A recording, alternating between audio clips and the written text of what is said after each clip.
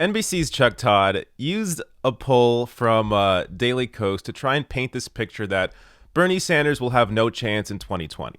Now, let me play this clip and then just wait for me to tear this apart. Watch. When we come back, Endgame and why the second time around is looking a lot tougher for Bernie Sanders. Coming up, Endgame, brought to you by Boeing. Continuing our mission to connect, protect, explore, and inspire. All right, before I go, Cornell, you're the pollster in the bunch. I want to put up a quick straw poll that we had from Daily Kos. This is our only 2020 comment. We're going to get to their thing. And it showed here, these are sort of activist Democrats. I put this up. Here are the top 5. Bernie Sanders sits at 11. 4 years ago, Bernie Sanders had nearly 70% of these folks. What's going on here? Well, you will also remember that Michelle Bachmann won straw polls after straw poll. A lot of what Bernie Sanders, I think, represented was the choice against Hillary Clinton in the primary. I think some of that was more a vehicle for anti-Hillary than a vehicle for pro-Bernie. She'll say new is winning, that's for sure. All right, that's all I have for today. All right. It's time. It's time to tear this apart. So first off, this segment was brought to you by Boeing. Now, it's bad enough that Boeing makes billions of dollars off defense contracts, something that Bernie Sanders is critical of. Here's a piece from CNBC. Boeing cleaned up on Pentagon contracts this summer. Here are some of the big ticket buys. From twin Air Force One aircraft to drone tankers, Boeing bagged a significant number of contracts from the Pentagon this summer. In the month of September alone, Boeing was awarded more than 20 contracts worth a cumulative $13.7 billion. Now, it's bad enough if that was, the one thing alone here, the one reason that maybe Boeing or the influence that Boeing has on NBC. But it gets even more specific than that. So check this out. Bernie Sanders accuses Boeing of harassing, firing North Charleston workers. And this is from December 19th, 2018, just a month ago. Presidential contender and U.S. Senator Bernie Sanders says Boeing is firing workers at its North Charleston campus because they support the International Association of Machinists Union, a charge the aerospace giant denies.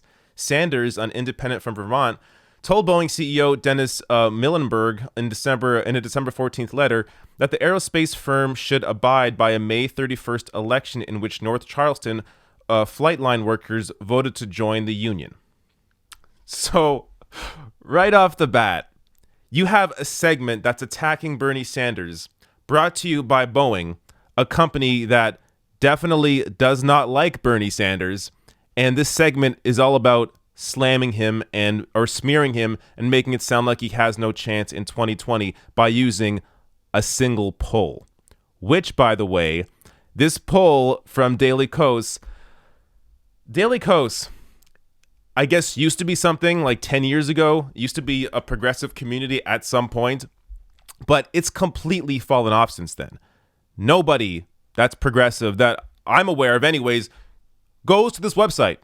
Daily Kos is completely bought into the Democratic Party establishment. To give you an example, this is their founder, Marcos, creepily delivering thousands of roses to Nancy Pelosi's office. And here are some examples of his tweets about Bernie Sanders.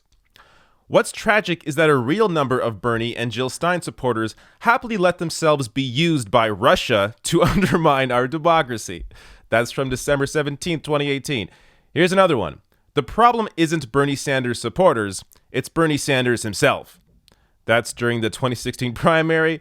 And here's another one. Amazing. Bernie Sanders still can't tell his most crazed supporters to stop acting like Trump goons. Again, that was during 2016. Here's a more recent one from December. I'll call it now. Bernie won't get more than 12% once the field shapes up. Likely single digits. Too many good progressives will run. Too few Bernie dead-enders left. Now, this is all hilarious. But that last tweet there, Bernie won't get more than 12%. Now, again, I showed you, or NBC showed you that one poll from Daily Kos, but every other poll has Bernie Sanders either in first or second for 2020. So let me give you some examples. On January 10th, Morning Consult poll, Bernie Sanders most popular senator. Here's Paste in December, citing polls from CNN, Des Moines Register, and Move On. Biden leads Democratic frontrunners in new polls. Bernie Sanders tops among non-white voters. Once again, busting the myth that only white people like Bernie Sanders. And this from Politico on December 18th. Bernie tops progressive straw poll. Leading the field was Sanders with 36% support. He was followed by Biden at 15% and O'Rourke at 12%. Warren and Kamala Harris received 8% and 7% respectively. No other potential candidate received more than 4%. So, when we actually look at other polling, and not just the single poll that NBC pulled out because maybe they were brought to you by Boeing, and Daily Kos has a history of hating on Bernie Sanders, when we look at a wider variety of data here, there are a lot more polls that show Bernie in first or second than there are showing him in fifth or whatever place they had Bernie Sanders in that Daily Kos poll. But did NBC do any segments about these polls? Did NBC do a segment about how Bernie Sanders is the most popular politician among non-white people? Did you see NBC cover that? No, because they're not going to cover that. They don't like Bernie Sanders. Their advertisers don't like Bernie Sanders because their advertisers don't want to have to pay higher taxes and don't want to have to pay their workers proper wages. This is all connected. None of this is by accident. So understand when you see data like this or when you see segments like this where NBC, brought to you by Boeing, is taking down Bernie Sanders, understand the motivation behind it.